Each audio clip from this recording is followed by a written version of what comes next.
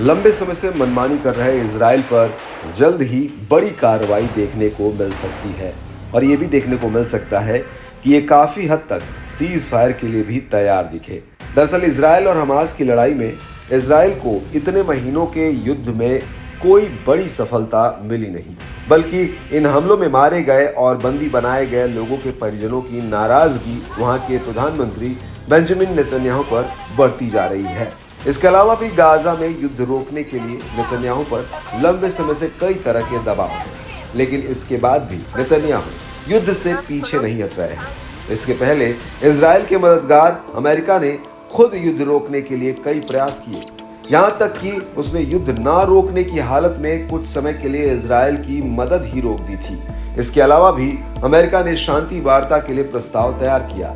हालांकि इजराइल पर न तो किसी दबाव का असर पड़ा और न अमेरिकी धमकी का।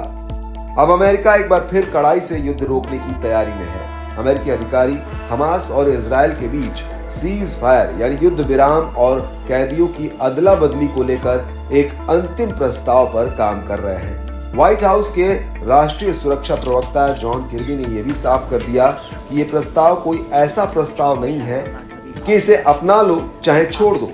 उन्होंने कहा कि अमेरिका के प्रस्ताव का उद्देश्य शेष बंदियों की रिहाई सुनिश्चित करना है और इसमें गाजा के लोगों के लिए बड़े पैमाने पर तत्काल राहत शामिल होगी और युद्ध भी रुकेगा।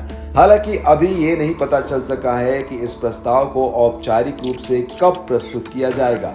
इधर अमेरिकी राष्ट्रपति ने इस प्रस्ताव को सीरियस लेने के लिए अभी से हिंट दे दिया है। उन्होंने सोमवार को कहा कि इजराइल के प्रधानमंत्री सौदा सुनिश्चित करने के लिए पर्याप्त प्रयास नहीं कर रहे हैं, यानी अब नेतन्याहू को इस प्रस्ताव पर सहमत होने के कारण तलाशने होंगे। इस प्रस्ताव को दोनों पक्षों द्वारा स्वीकार किए जाने के लिए अमेरिका अपने अन्य प्रयासों में भी लगा है। आपको बता दें कि 6 इजरायली बंदियों की हाल ही में हुई मौत के बाद अमेरिका समझौते के लिए और एक्टिव हो गया।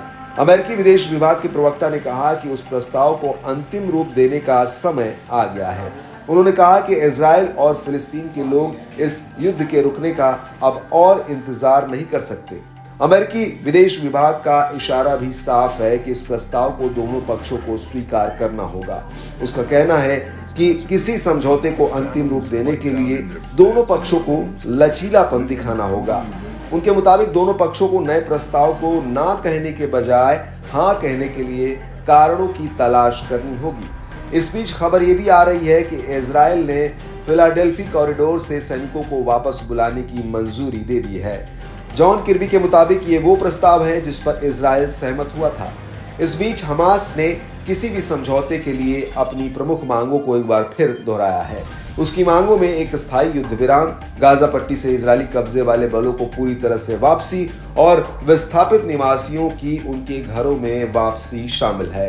अब आगे ये देखना होगा कि अमेरिका के इस नए प्रस्ताव और सीज फायर के प्रयासों पर इजराइल और हमास कितना इंटरेस्ट दिखाते हैं। अगर दोनों अमेरिकी प्रस्ताव पर सहमत होते हैं तो फिर एक युद्ध खत्म होता दिखेगा।